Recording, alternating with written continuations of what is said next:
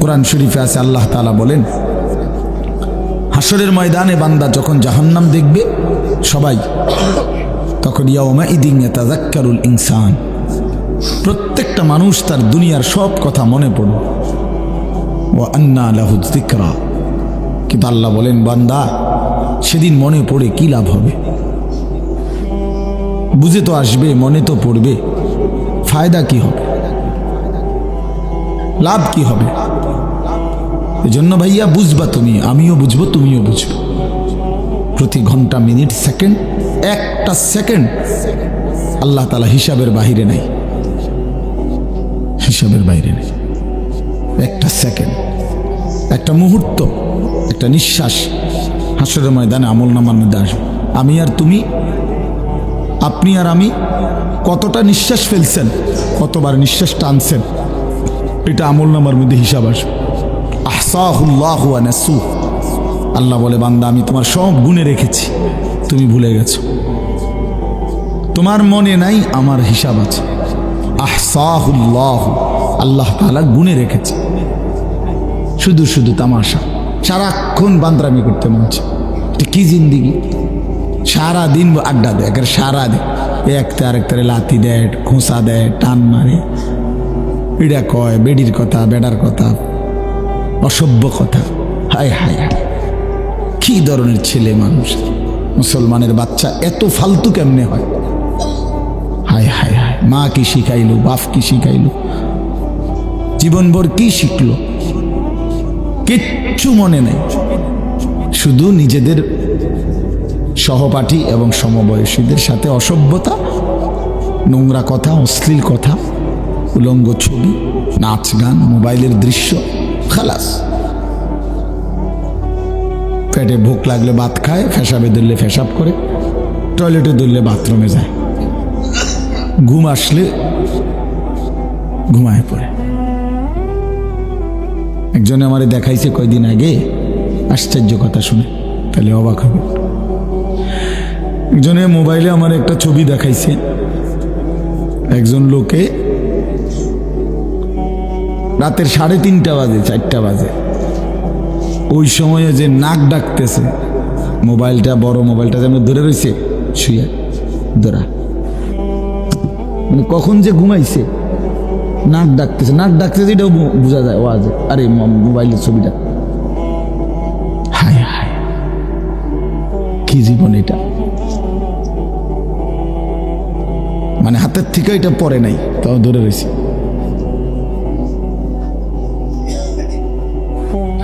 কি জীবন ভাইয়া! এত গাফেল মানুষের জীবন হয়? মুসলমান এত গাফেল হয়? এই জন্য এটা বোঝা উচিত, এটা বোঝা উচিত। যাই হোক, তো বলতেছিলাম আল্লাহ তাআলা এই কথাটা বারবার বুঝাইতে চাইছেন কোরআনের, যে বান্দা আমারে বাদ দিও না, আমারে বাদ দিলে আর কিছু থাকে না, আমারে ধরে রাখলে সব হয়ে যায়। আমার শায়েখ আল্লামা মুফতি মুশতাকুন নবী সাহেব বলে, আল্লাহকে হারিয়ে তুমি যদি গোটা দুনিয়াও পাও, কিছুই পাও না। আল্লাহকে পেয়ে যদি তুমি গোটা দুনিয়াও হারাও, কিছুই হারাও না। আল্লাহকে পেয়ে সব হারালেও কিছুই হারায় না, আল্লাহকে না পেয়ে সব পেলেও কিছুই পায়, কিছুই পায়। আল্লাহকে নারাজ করে ধরে রাখা যায়, জবরদখল করে রাখা যায়, যেদিন থাকে না আর কিছুই থাকে না, কিছুই থাকে না। এই জন্য ভাই, এই আল্লাহ তাআলা কোরআনে এই কথাটা সোয়ালাক আম্বিয়ার মাধ্যমে আল্লাহ কথা বুঝাইতে চাইছেন যে শুধুই আল্লাহ, তাওহীদ, লা ইলাহা ইল্লাল্লাহ, আল্লাহ ছাড়া আর কিছু নেই, আল্লাহ ছাড়া আর কোনো ইলাহা। এই জন্য দাওয়াত ও তাবলীগের সাথীরা সবচেয়ে বেশি এই কথার সবক শিখায় যে ভাই মাখলুক থেকে কিছু হয় না, মাখলুক কিছু করে না, আল্লাহ করে, আল্লাহ করে, আল্লাহ করে, আল্লাহ করে, আল্লাহ করে। এই কথাইটা হাজার হাজার বার দাওয়াত ও তাবলীগের মেহনতে বলা হয়। এটার উদ্দেশ্য হলো এই আল্লাহর বান্দার কলিজার ভিতরে যেন আল্লাহ বসে যায়, আল্লাহ যেন বসে যায়, আল্লাহ যেন দিলের মধ্যে বসে যায়, মাখলুক থেকে যেন নজর সরে যায়। এই হলো একটা বিষয়। তো এটার বহু উদাহরণ কোরআন শরীফে আছে। এবং এটার বিপরীত যে কুফর এবং শিরিক, সেগুলোও আল্লাহ তাআলা বিস্তারিত বলছেন। এগুলোর শাস্তি কি, পরিণতি কি, সেগুলো আল্লাহ তাআলা বলছেন। আরেকটা বিষয় হলো রিসালাত।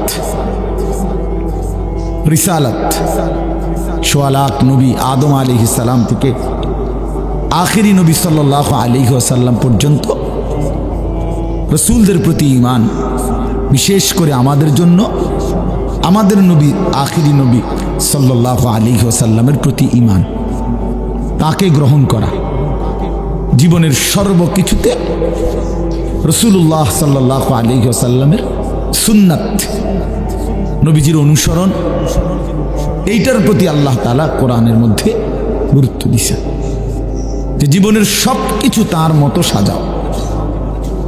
লাকাদ কানা লাকুম ফি রাসূলিল্লাহি উসওয়াতুন হাসানাহ কুল ইন কুনতুম তুহিব্বুনাল্লাহা ফাত্তাবিউনি ইউহিব্বুকুমুল্লাহ ওয়া ইন্নাকা লাআলা খুলুকিন আযীম ওয়া মা আতাকুমুর রাসূলু ফাখুযুহু ওয়া মা নাহাকুম আনহু ফান্তাহু। আমার রসুল যা নিয়ে এসেছে তাই কেবল ধরো, যা নিষেধ করেছে তা শতভাগ বর্জন কর। এই জন্য মাথার চুল থেকে পায়ের নখ, ঘরের বারান্দা থেকে ভেতর, জিন্দিগির শুরু থেকে শেষ, উঠান থেকে রাজপথ, সর্ব জায়গায় জীবনের সমস্ত নড়াচড়া, হারাকাত সাকানাত মানে নড়াচড়া, স্থিরতা, সব কিছু রাসূলুল্লাহ সাল্লাল্লাহু আলাইহি ওয়াসাল্লামের সুন্নাত মোতাবেক গঠন করো। এটা রাসূলকে গ্রহণ করো, তাকে মেনে নাও, তাকে অনুসরণ করো। এটা কোরআনুল কারীমের দ্বিতীয় বক্তব্য। এটা আল্লাহ তাআলা বারবার বলতে চাইছেন, নবী সাল্লাল্লাহু আলাইহি ওয়াসাল্লামও বলতে চাইছেন, বারবার বুঝাইছেন, বারবার বুঝাইছেন। এটা আমাদের জীবনে প্রচণ্ডভাবে অনুপস্থিত, আমারও আপনাদের, মানে আমাদের সব সময় জোর করে দুইটা চারটা সুন্নাত বুঝাইতে, মানাইতে কষ্ট হয়ে যায়। বিদআত, সামাজিক কুপ্রথা, মানুষের দেখাদেখি কাজ, এইটা আমাদের মধ্যে খুব দ্রুত বুঝে আসে। অথচ আমরা মুসলমান, আমাদের কিশোর যুবক তরুণরা বুঝতেই চায় না, এদের জেহানের মধ্যেও নাই যে প্রিয় নবী সাল্লাল্লাহু আলাইহি সাল্লামের অনুসরণ, আদর্শ, সুন্নাতের আলাদা কোনো মূল্য আছে, এটা বুঝতেই চায়। চুল, জামা, শার্ট, প্যান্ট, লেবাস, পোশাক, শরীর, সর্বকিছুতে আল্লাহর নবী সাল্লাল্লাহু আলাইহি ওয়াসাল্লামের সুন্নাত অধিকাংশ যুবকের কাছে, কিশোরের কাছে, নারীর কাছে, পুরুষের কাছে অনুপস্থিত। একটা দস্তরখান খুঁজে পাইতে কষ্ট হয়, কিন্তু টেবিল, ডাইনিং টেবিল সবখানে পাওয়া যায়। একটা মেসওয়াক খুঁজে পেতে কষ্ট হবে, কিন্তু ব্রাশ একবার ছোট বাচ্চাটারও আছে। 6 বছরের 3 বছরের বাচ্চাটারও কি আছে? ব্রাশ আছে।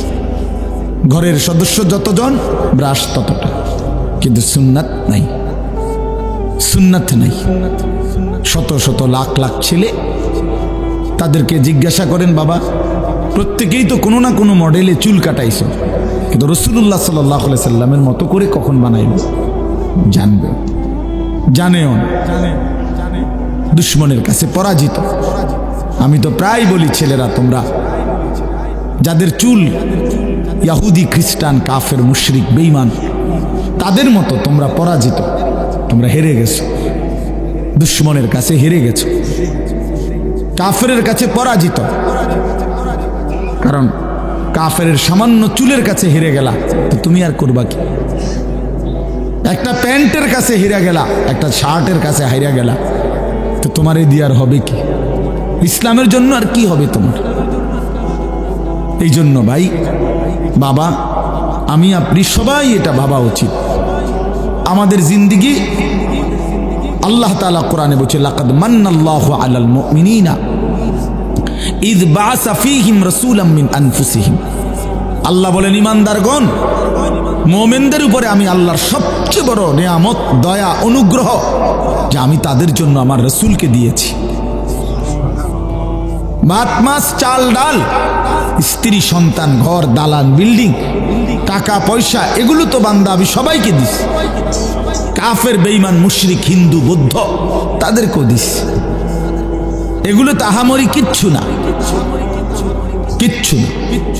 ভাত তরকারি তো খাদ্য পানীয়, ঘুম আহার নিদ্রা, এ তো জন্তু জানোয়ারেরও পূরণ হয়, কুকুর বিড়ালেরও পূরণ হয়, কাফের বেঈমানেরও পূরণ হয়। তো তোমরা মুমিন, তোমরা আমার ইমানদার বান্দা, আমি আল্লাহ তোমাদের জন্য জান্নাত বানাইছি, আর সেই জান্নাতে দেওয়ার জন্য পুরি জান্নাতের পুরাটা বুঝাইয়া দেওয়ার জন্য আমার কলিজার টুকরা রাসূল তোমাদেরকে দিয়ে দিয়েছি। ধরো আমার বন্ধুকে নাও, বন্ধুর মতো নিজেকে সাজাও, আমি আল্লাহর কাছ থেকে জান্নাত বুঝে নাও। এই ছিল রিসালাত। রাসূলুল্লাহ সাল্লাল্লাহু আলাইহি ওয়াসাল্লামের অনুসরণ নবী সাল্লাল্লাহু আলাইহি ওয়াসাল্লাম বহুতই গুরুত্ব দিয়েছেন। কত হাদিস বলছেন নবীজি, উম্মত আমাকে অনুসরণ করো, আমাকে অনুসরণ করো, আমাকে অনুসরণ, আমাকে অনুসরণ, এতবার কথাগুলো বললেন। অথচ সেই মানুষগুলো আমরা প্রতিনিয়ত নবীজির সুন্নতকে প্রত্যাখ্যান করি। এরপরে আমরা কোন লজ্জায় সেই নবীর কাছে সুপারিশের জন্য দাঁড়াবো? আল্লাহ নবী সাল্লাল্লাহু আলাইহি ওয়াসাল্লাম বলবেন, বেশরম, আরে বেহায়া, আমি এতবার বললাম আমার কথা পাত্তা দিলি না?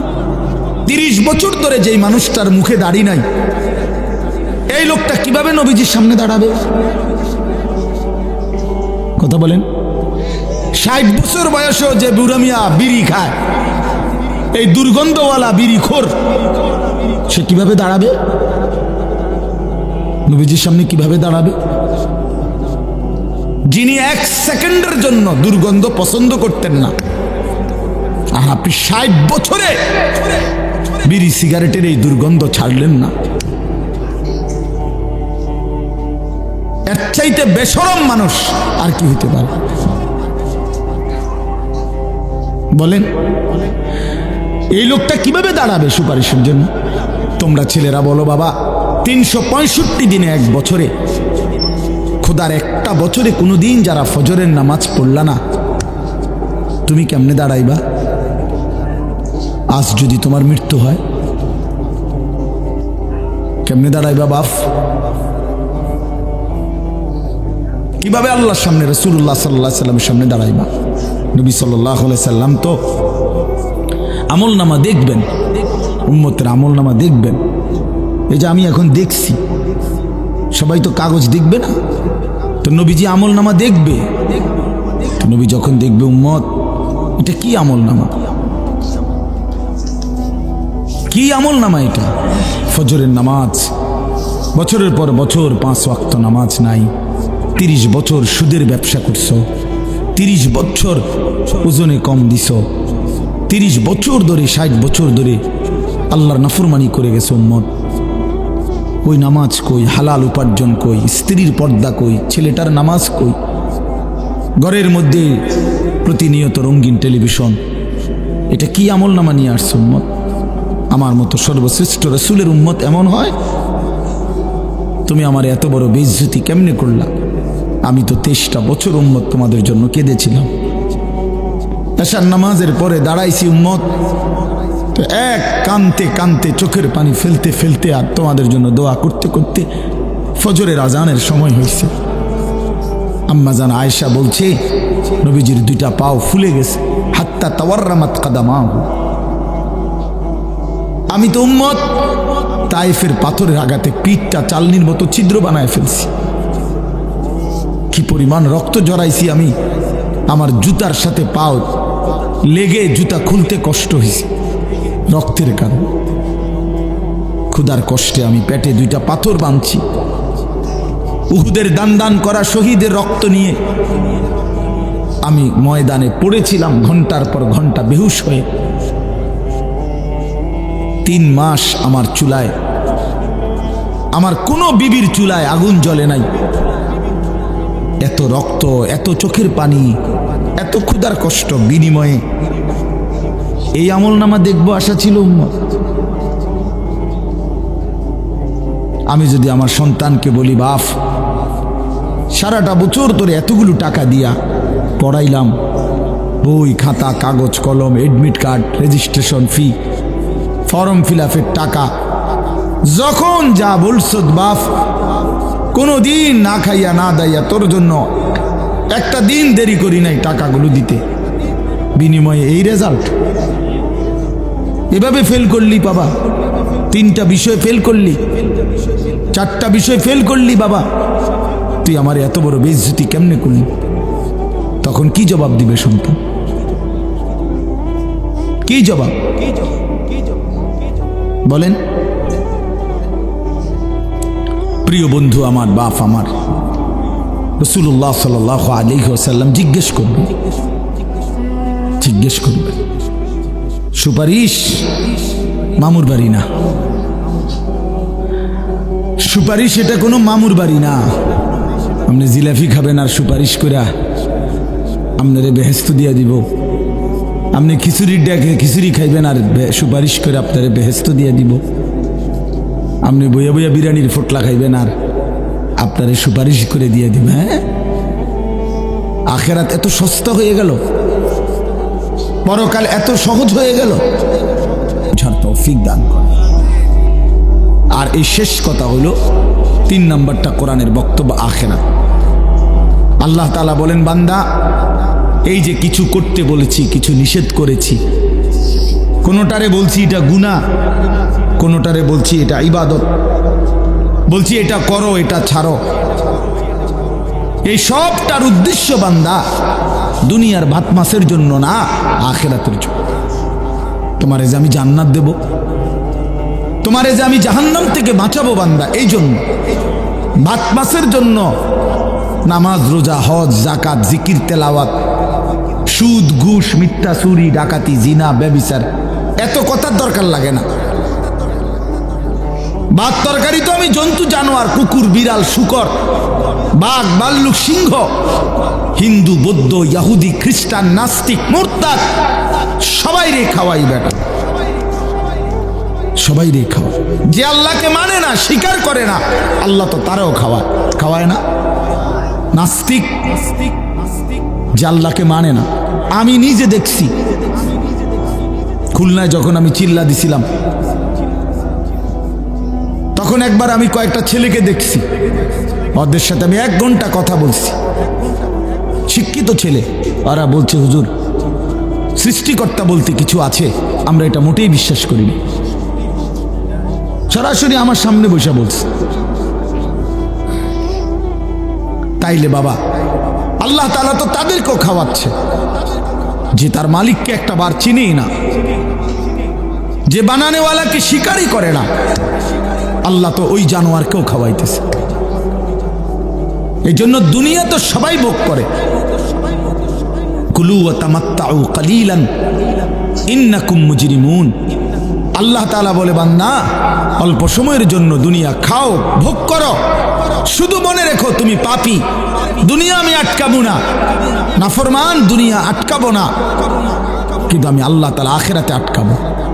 ওয়াইলুন ইয়াউমাইদিল লিল মুকাদ্দিবিন।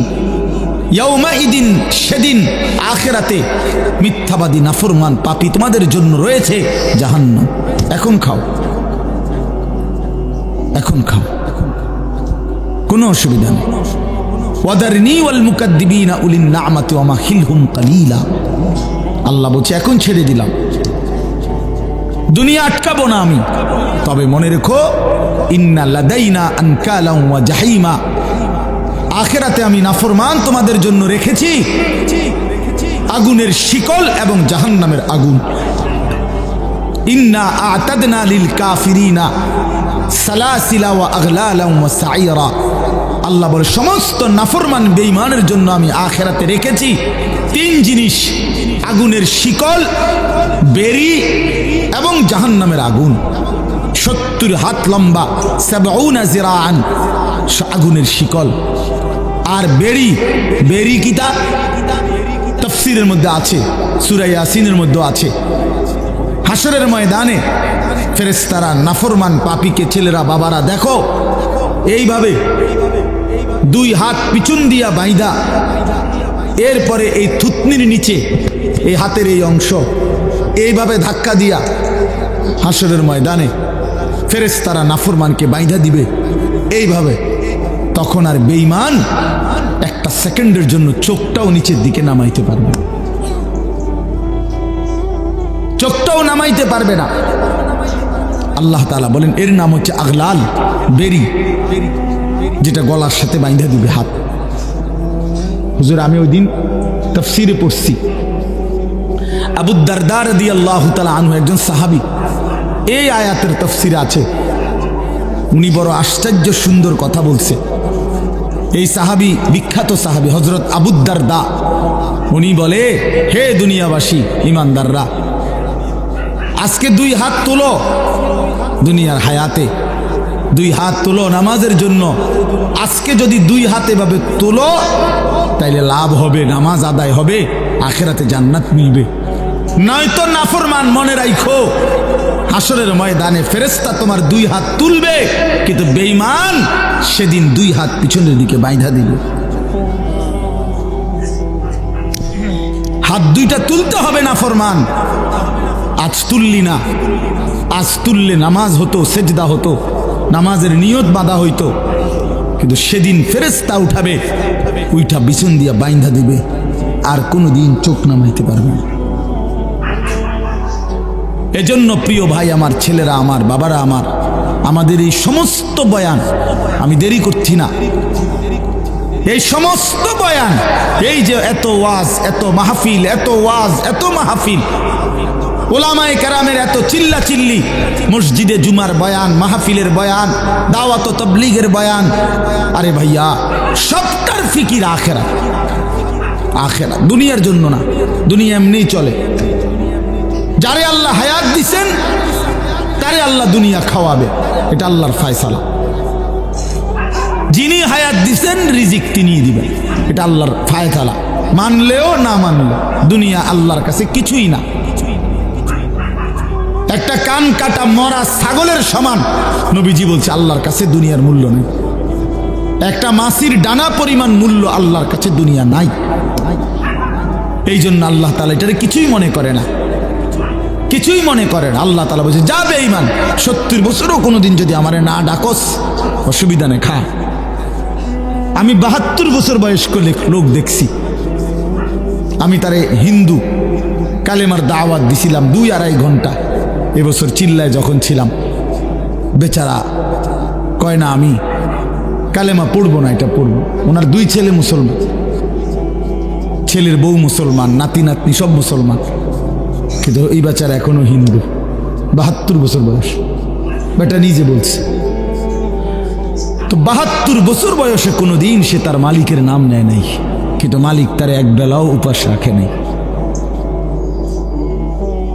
মালিক তারে ঠিক মতোই সূর্যের আলো, চাঁদের আলো, আলো বাতাস দিচ্ছে। কি পরিমাণ রহম, কি পরিমাণ মালিক, সুবহানাল্লাহ। 72 বছরের নাফরমানের প্রতিও এখনো আল্লাহ তাআলা তার দয়া অব্যাহত রাখছে। এজন্য কোরআনে আছে ইয়া আইয়ুহাল ইনসান মা গাররাকা বিরাব্বিকাল কারীম, হে আমার বান্দা, হে মানুষ, আমার মতো দয়ালু মেহেরবান মালিক থেকে কে তোমারে ভুলাইয়া দিল। হাই যুবক, 1 বছর নামাজ পড়ো নাই, তবুও তোমার মালিক তোমারে ঠিক মতো ঘুম পাড়ায় দিচ্ছে, আবার ঘুম থেকে জাগায়ও দিচ্ছে। আমি প্রায় বলি বাপ, প্রতিটা মানুষ যখন ঘুমাইতে যায়, মানুষের এক মুহূর্তেই ঘুম আসে না, কারো 2 মিনিট, 5 মিনিট, 10 মিনিট, 20 মিনিট চোখ বন্ধ রাখেও অপেক্ষা করতে হয়। হঠাৎ করে এক মুহূর্তে তার অজান্তে কখন যেন ঘুম চলে আসে, সে নিজেও জানে না ঠিক কত সেকেন্ডে।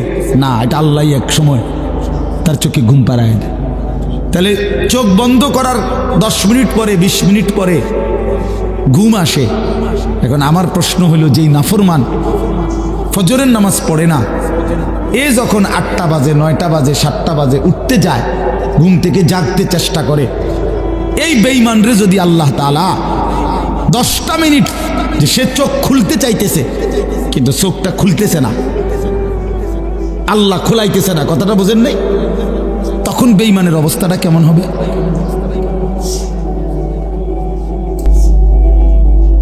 ঘুম যাওয়ার সময় যেরকম ঘুমটা আসতে দেরি হয়েছে 10 মিনিট, এখন চোখ খোলার টাইমে মনে করেন আমি চাইতেছি চোখ খুলতে, কিন্তু চোখ আমার খুলে না 20 মিনিট।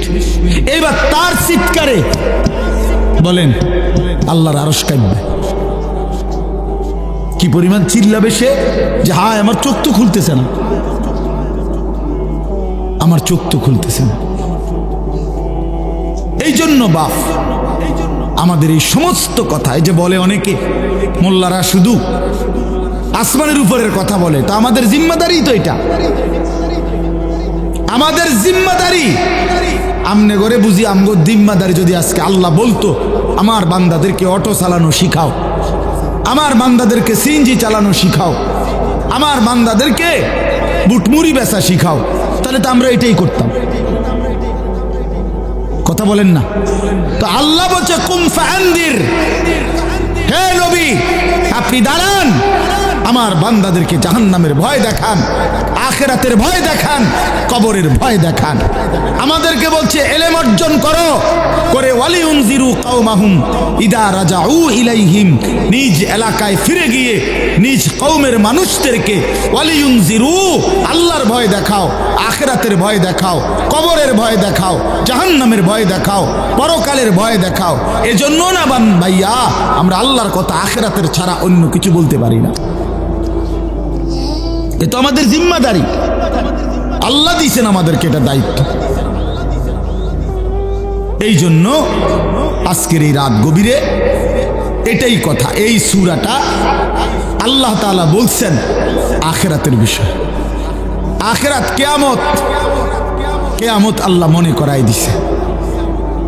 কিয়ামত একদিন বান্দা এই পৃথিবীর সব এই সাজানো সৃষ্টি জগৎ থাকবে না, থাকবে না বান্দা, আল্লাহ কথা মনে করাই দিছে। এই সব কিছু আমি একদিন ভেঙ্গে চুড়ে শেষ করে ফেলবো, আর হাসরের মাঠ কায়েম করে তোমাদের প্রত্যেকের জিন্দিগির হিসাব নেব। সেদিন যার আমল নামা মিজানের পাল্লায় ওজনে দিলে ভারী হবে, সেই কেবল সুখে থাকবে, আর যার আমল নামা মিজানের পাল্লায় গুনাহের বোঝা ভারী হবে, নেকির পাল্লা হালকা হবে, আল্লাহ তাআলা বলেন তোমার ঠিকানা হবে হাবিয়া, একেবারে নিকৃষ্ট জাহান্নাম, যেটা প্রজ্বলিত ধাউ ধাউ করে জ্বলা আগুন ছাড়া আর কিছু নয়। এই কথা এটাই আল্লাহ এখানে এটাই বলছে। আল কারিআতু মাল কারিআ, কোরআন শরীফে কিয়ামতের বহু নাম আছে। আল হাক্কাতু মাল হাক্কা, লা উকসিমু বিয়াউমিল কিয়ামা, এখানে আল্লাহ তাআলা বলছে আল কারিআতু মাল কারিআ, আঘাতকারী। দরজার মধ্যে যেরকম খটখট করে,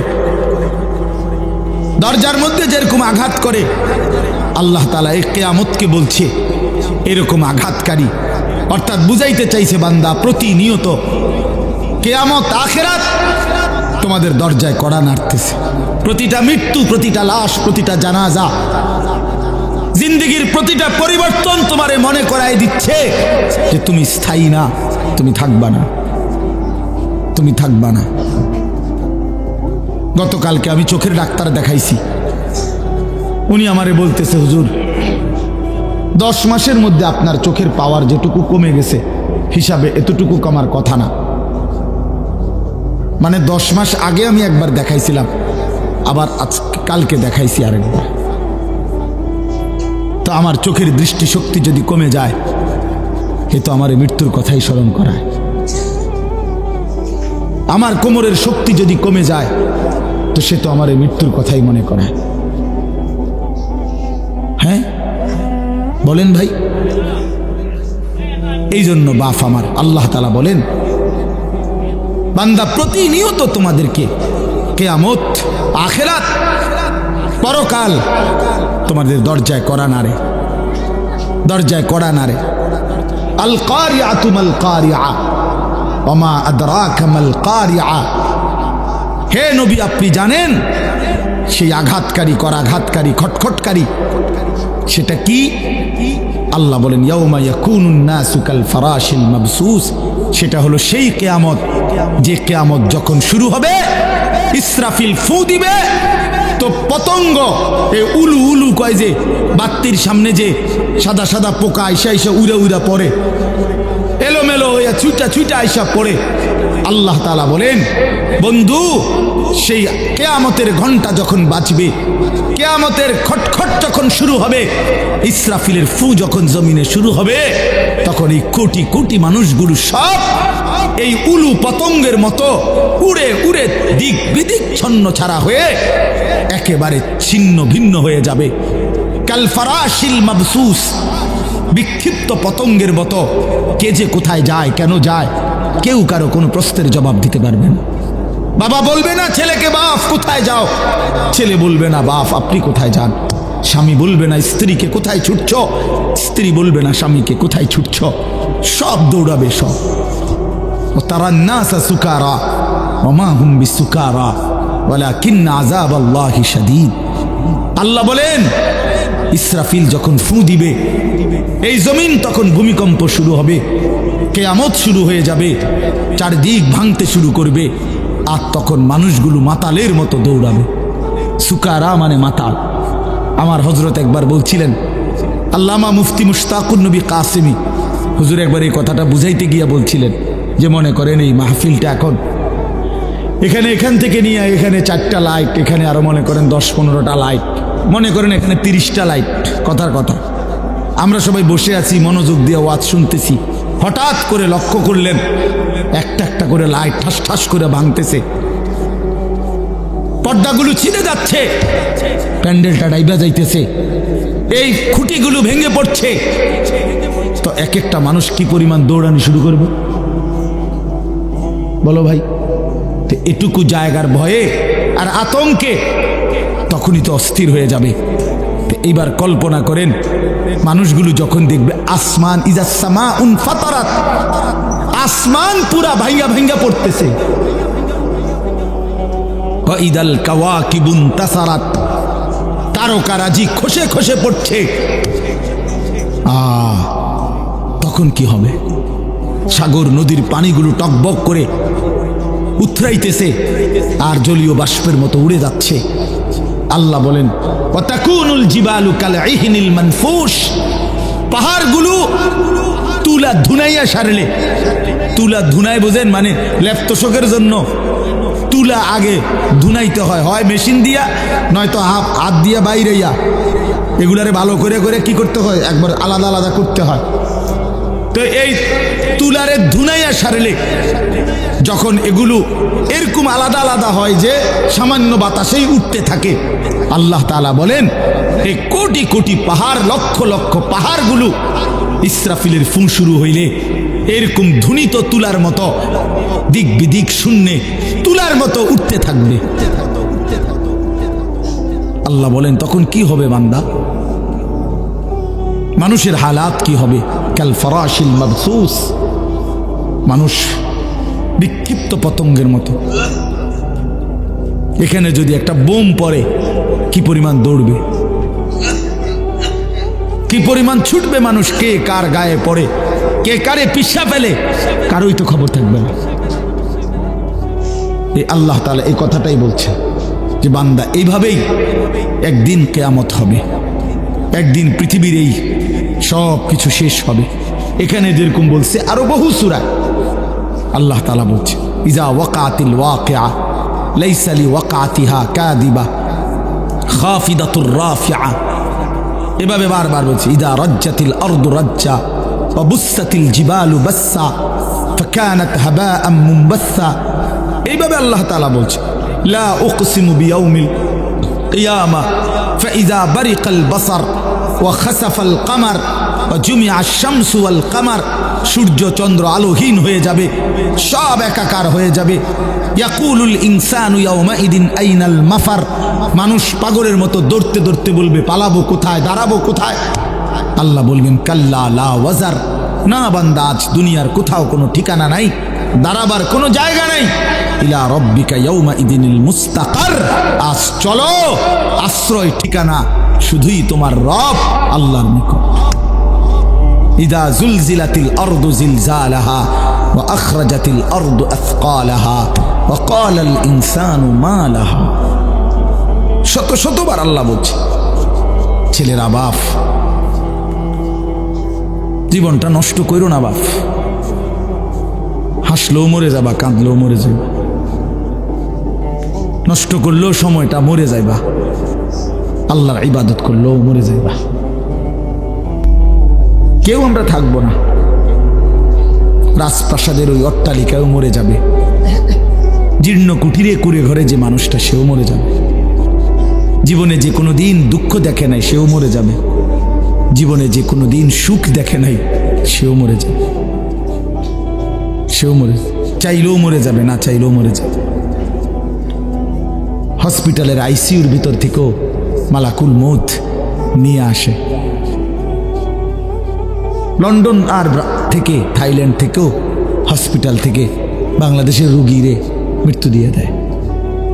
এই জন্য বন্ধু আমার, বাপ আমার, অনেক ছেলে আছো তোমরা কোনোভাবেই বুঝতে চাও না, কোনোভাবেই না, তোমাদের শাহওয়াত তোমাদেরকে বুঝাইতে চায় না, কোনোভাবেই তোমরা বুঝতে চাও না যে এই মোবাইল, এই নারী, এই ছবি, তোমাদের বন্ধুদের এই আড্ডা, এটা তোমার ভালো করে না। এই কথাটা অনেক ছেলে আছে এত পাষাণ, এত পাষাণ যে তার কলিজাটা এইভাবে আটকাইয়া ফেলছে, এই নাফরমানিটা বুঝেই না, বুঝতে কোনো কিছুতে তার ঘাড় নোয়ানো যায় না। সে হাই হাই রে বাপ, মুসলমানের বাচ্চা এত বড় শক্ত হওয়া, এত পাষাণ হওয়া, এটা তো একটা জানোয়ারের স্বভাব না। জানোয়ারও তো এত কঠিন হয় না, হাইওয়ান জানোয়ার, কুকুর বিড়ালও এত নিকৃষ্ট হয় না। আমি রীতিমতো হুজুর আমার জিন্দিগি যদি কেউ, আমার মন চায় মাঝে মধ্যে যে মানে এটা গবেষণা করি, মানে পিএইচডি করি এটার উপরে, যে একটা মুসলমানের বাচ্চা 365 দিনের এক বছরে কোনো দিন ফজরের নামাজ পড়ে না, এটা কিভাবে সম্ভব? আমার এটা মন চায় যে এটার উপরে একটা কি করি, বিশ্বাস করুন, মানে এটা কিভাবে, মানে এই কেমন মানুষের বাচ্চা, এই জানোয়ার, এত বড় জানোয়ার কেমনে হইল? আরে তে এত বড় শক্ত হারামি হইল কেমনে? আমার এটা মাথার ধরে না বিশ্বাস। বহুদিন আমি কতজনের কাছে কথা বলছি যে ভাই আমার এটা বুঝে ধরে না, আমি এটা বুঝিয়ে না কথা, এটা আরে কিরে কয়, এটা কি ধরনের মুসলমান, এটা কি জানোয়ার? এই জানোয়ারের বাতরান দেখে এই জানোয়ারের ঘরে ঘুমাইতে দেয় কে? তার মা কই, তার বাপ কই? হায় হায় হায় হায় হায়, মুসলমানের বাচ্চা এত বড় অসভ্য কেমনে হইল, কেমনে হইল? একটা বাপ তো চিল্লাইয়া কান্দার কথা, গৈরাইয়া কান্দার কথা যে কিরে বাবা আমার জীবনের আর আছে কি? আমার ছেলে তো একটা দিনও নামাজ পড়ে না, আমার জীবনে তাইলে আর অর্জন কি? কার লেগে খাট বানাইলাম, কার লেগে সোফা বানাইলাম, কার জন্য ঘর করলাম, কার জন্য জিন্দিগিটা ঘাম জড়াইলাম, এই টাকা পয়সা কার জন্য রোজগার করলাম? এই হাইওয়ানের জন্য? ওফ, কিভাবে বললে বুঝতো? মাঝে মাঝে ভাবি হুজুর কি বললে বুঝতো আমাদের ছেলেরা, আমার সন্তানরা? আল্লাহই ভালো জানে। চলো ভাইয়া, আমরা আমাদের চিল্লানি চিল্লাইতেছি, আমাদের আহাজারি করতেছি, যদি কেউ ফিরে আসে, যদি কেউ বুঝে আসে। বাকি আমি আবারও বললাম, ছেলেরা অনেক রাত হয়েছে, আমার অনুরোধ বাবা, একটা ছেলে হইলেও বুঝছো এটা আসলে জীবন না বাবা, যে জীবনে সেজদা নাই ওই মানুষের বাচ্চা না, ওই শয়তান। সোজা কথা, যে সেজদা দেয় না সে শয়তান, এক কথায় সাফ, একটা লিখকে দিলাম, সিল আছে, সিল মেরে দেবেন, আমার ব্যক্তিগত সিল আছে, ওই শয়তান। হুজুর আছেন এখানে, কোরআনুল কারীম আল্লাহ বলছে যেদিন থেকে ইবলিস সেজদা দেয় নাই এর আগ পর্যন্ত তারে কেউ কোনোদিন ইবলিস বলে না, শয়তান বলে নাই। আগে তো সে হুজুর মুআল্লিমুল মালায়েকা ছিল। যেদিন সেজদা দেয় নাই সেদিন থেকে আল্লাহ বলছে আজকের থেকে তুই শয়তান, আজকের থেকে তুই রাজিম, ফখরুজ ফাইন্নাকা রাজিম, তুই অভিশপ্ত, যা। আল্লাহ বলছে ওয়া ইন্না আলাইকা লানাতা ইলা ইয়াউমিদ্দিন, ইবলিস তুই আমারে সেজদা দিলি না, আজকের থেকে নিয়ে কিয়ামত দিবস পর্যন্ত তোর উপরে আমি আল্লাহর লানত, আমি আল্লাহর লানত। এজন্য বেনামাজি মনে রাখিস, তোর উপরে আল্লাহর লানত, আল্লাহর লানত, আল্লাহর লানত, তোর খোদার গজব তোর উপরে, তোর খোদার গজব। শেষ হয়ে যাবি নাফরমান। ওই নারীকে বইল যে নারী নামাজ পড়ে না, ওই মহিলারে বইল, ওই স্ত্রীকে বইল, স্বামীরা যাদের স্ত্রী নামাজ পড়ে না, পর্দা করে না, যে নারী পর্দা করে না এটা কোনো বেডি না, বেপর্দা নারী নারী না, এটা নারীও না, নারীর জাতও না, এটা প্লাস্টিক সামগ্রী, এটা উপভোগের পণ্য, এটা উপভোগের পণ্য। ওরে বইল।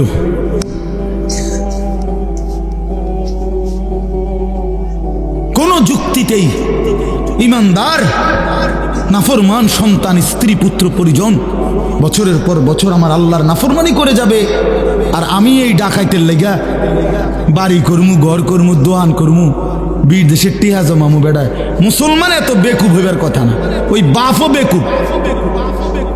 হ্যাঁ, 100 হয় বেউকুফ, আর নইলে এটা দুনিয়া লুবি বাপ।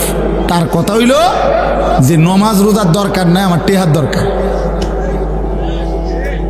হ্যাঁ, দূর তুই ফুতের নমাজ দিয়ে আমি কিতা করবো বেড়া, আমার টেহার দরকার, টেহা কামাই কর। এবার সুদে পারি, কিস্তিতে পারি, আমি টেহা ব্যবস্থা করে দিতে আছি, বিদেশ যা, পরে টেহা ফাটাইস, খালাস।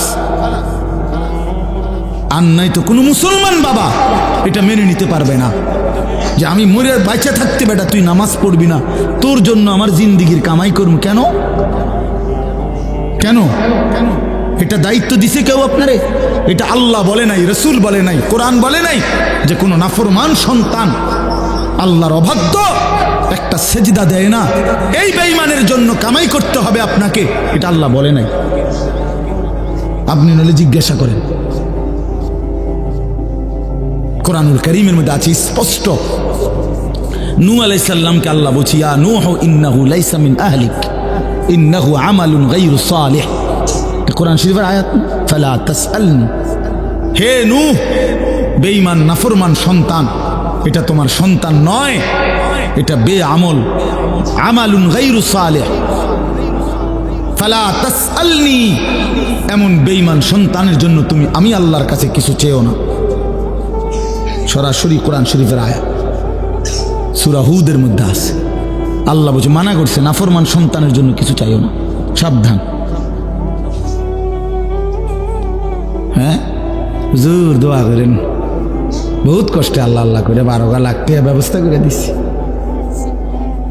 আল্লাহ আল্লাহ করে বলে ব্যবস্থা করছে, টাকা ব্যবস্থা করছে সুদে, কয় আল্লাহ আল্লাহ করে ব্যবস্থা করছে। মিথ্যুক, টাকা দিয়ে লইলেন কিস্তিতে, টাকা লইল সুদে, টাকা লইল কিস্তিতে, অঙ্ক আল্লাহ আল্লাহ করে বলে টেহা ব্যবস্থা করছে। আল্লাহ আল্লাহ করে না সুদে, কিস্তিতে। হারাম টাকা নিলেন, আল্লাহ আল্লাহ করলেন কই? আল্লাহ আল্লাহ করলে তো আল্লাহরই ডাকতেন, ঠিকই না বলেন না কেন? আল্লাহ আল্লাহ মানে তো হইলো যে আল্লাহ আপনার নফরমানি করবো না, প্রয়োজনে মরে যাব, প্রয়োজনে মরে যাব। আমরা পড়ছি কিতাবে, এক ফকির মানুষ তার ছেলেকে নিয়ে হজ্জের সফরে আসছে। বাদশাহ হারুনুর রশিদ তৎকালীন সময়ের একজন বাদশাহ ছিলেন। উনি হজ্জের সময় আল্লাহর ঘরের কাছে মানুষকে খুব দান করত, খুব 2 হাতে দান করত।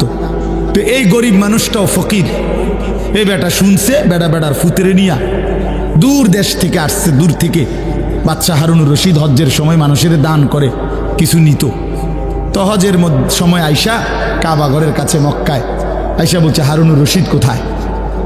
তো লোকেরা দেখায় দিছে, ওই যে কাবা শরীফের সামনে দাঁড়াইয়া দোয়া করতেছে, কাবা ঘরের দিকে ফিরে, উনি হারুনুর রশিদ, তুমি পিছনে গিয়া দাঁড়াও, ওনার মুনাজাত শেষ হইলে উনি দিব, দান করবে, তুমি গিয়া দাঁড়াও।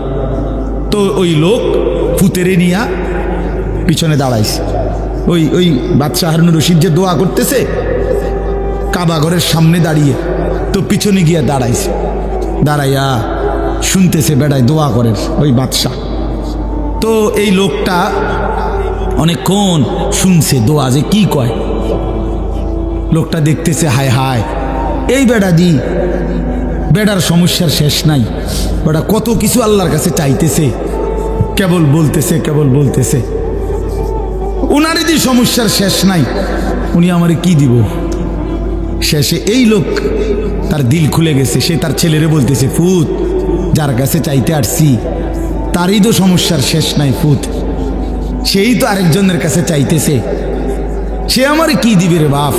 চল বাপ ফুত দুইজনে মিল্লা হারুন রশিদ রে বাদ দিয়া, হারুন রশিদ যার কাছে চাইতেছে, চল আমরা বাপ ফুতো তার কাছে চাইছি, বাদ দে ওর কাছে চাইয়া লাভ কি, সেও তো আরেকজনের কাছে চাইতেছে, চল আমরাও চাই তার কাছে। তো আল্লাহর কাছে তো চাওয়ার কথা ছিল। আল্লাহ আমাদেরকে মাফ করে দেন।